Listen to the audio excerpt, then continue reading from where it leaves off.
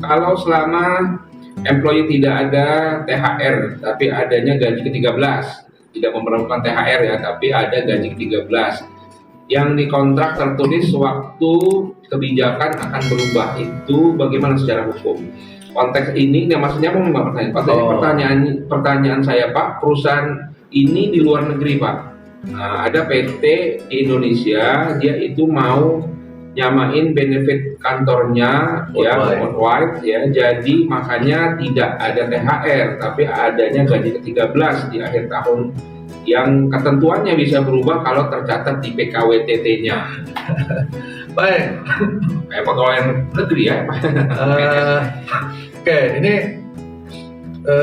kalau dalam perjanjian kerjanya, ini kalau ya, dalam perjanjian kerjanya tertulis gaji ke-13 Ya. terus tidak ada pasal tentang THR misalnya. Pertanyaan pertama adalah apakah THR berlaku bagi karyawan tersebut? Jawabannya adalah berlaku. Dasar hukumnya apa deh? Ngomong jangan sembarangan kan gitu tuh. Dasar hukumnya adalah Kemenaker atau ketentuan tentang THR yang ada dalam produk perundangan. Nah, produk perundangan itu statusnya, tingkatannya jauh lebih tinggi daripada perjanjian kerja, ya. Sehingga perjanjian kerja tidak bisa melanggar ketentuan perundangan yang mengatur THR. Dan dalam ketentuan perundangan yang mengatur THR, mereka menyebutkan bahwa itu hukumnya wajib, tidak ada perkecualian di sana, ya, sehingga wajib diberikan. Sehingga baik ada atau tidak ada pasal tentang THR dalam perjanjian kerja, maka THR hukumnya wajib. Oke, itu pertama tentang THR. Nah, baru nanti ada pertanyaan begini, Dan tapi dalam perjanjian kerja udah aku kasih gaji ke-13 gitu kan. Statusnya gimana? Nih, saya kasih tahu nih. Statusnya gaji ke-13 adalah sebuah kewajiban yang berbeda. Apa dasar hukumnya? Perjanjian kerja tersebut. Jadi dalam konteks kasus seperti itu, ya seperti yang contoh saya barusan bahas, maka si karyawan berpotensi memiliki hak baik THR maupun gaji ke-13. Dan keduanya sama-sama wajib. Kenapa wajib? THR wajib berdasarkan perundangan, gaji ke-13 wajib berdasarkan perjanjian kerja yang dia tanda tangani dan dibuat oleh perusahaan. Perusahaan sendiri yang menyanggupi. Nah, tapi ini sebenarnya maksudnya gaji ke-13 adalah pengganti THR. Nah, maksud itu tidak pernah dituangkan. Jadi perjanjian itu bicara tentang hal yang tersurat. Maka hati-hatilah dalam membuat perjanjian kerja, wahai Bapak Ibu HR di perusahaan.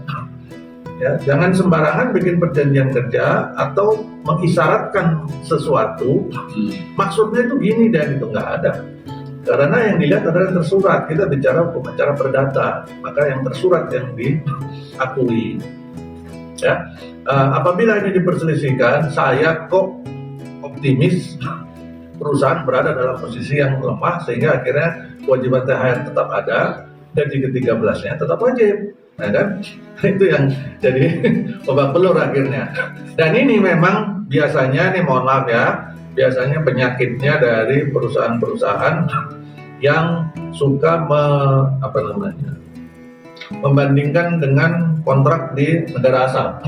Itu pertama. Kemudian membandingkan sih boleh, tapi pada saat dia mau menerapkan untuk wilayah Indonesia, dia tidak benar-benar memahami proses kontrak draftingnya.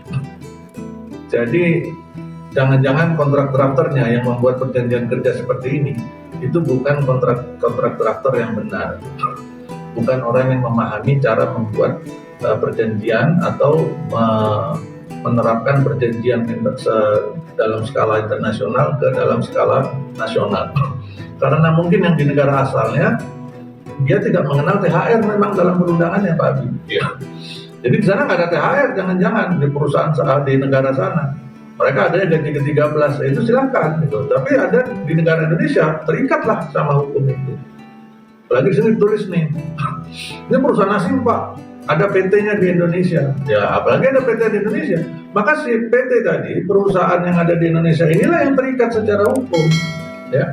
Jadi yang perusahaan di luar negeri malah aman-aman aja, yang di Indonesia lah yang babak belur karena dia dianggap tidak menjalankan ketentuan perundangan.